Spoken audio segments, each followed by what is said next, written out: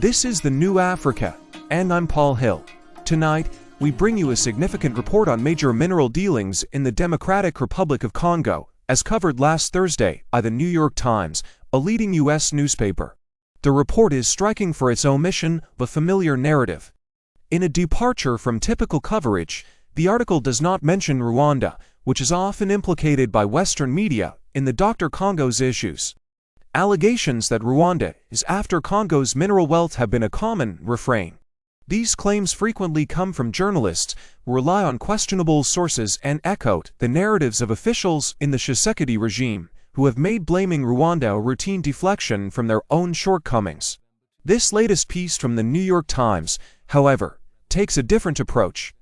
The focus is on a pressing issue for President Joseph Biden's administration: the necessity of lifting sanctions on Girdler, an Israeli mining executive sanctioned by the U.S. Competitiveness in the electric vehicle industry.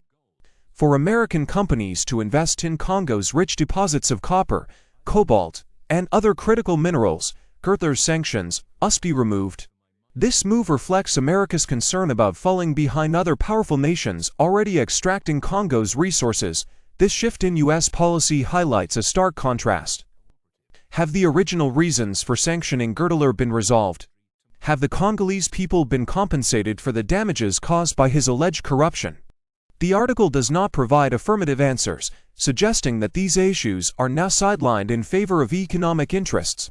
The plight of the Congolese, particularly those in the eastern region suffering under ethnic cleansing campaigns by the Tshisekedi regime, remains largely ignored by powerful governments.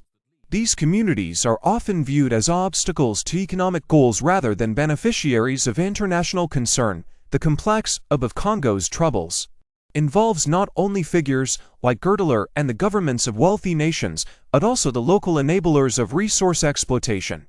Leading this charge is President Felix Tshisekedi, alongside high-profile officials such as government spokesperson Patrick Muyaya and Foreign Affairs Minister Christophe Lutundula. These leaders, rather than providing good governance, have allowed lawlessness to flourish, with numerous armed groups wreaking havoc. Tshisekedi's governance is marked by fueling violence, spreading hate speech, and integrating groups like the genocidal FDLR into the military. Despite these actions, he continues to cast blame and threats towards Rwanda, even as Rwanda seeks peaceful solutions. The New York Times article notes that Biden administration officials are driven by a desire to strengthen economic ties with Congo and aid the country. Yet, this ambition underscores a world where economic benefits often outweigh humanitarian concerns. That's the reality we face today. Tell us your view about this article. This has been Paul Hill for the New Africa. Thank you for joining us. Don't forget to subscribe to our channel for more insightful reports. Stay tuned.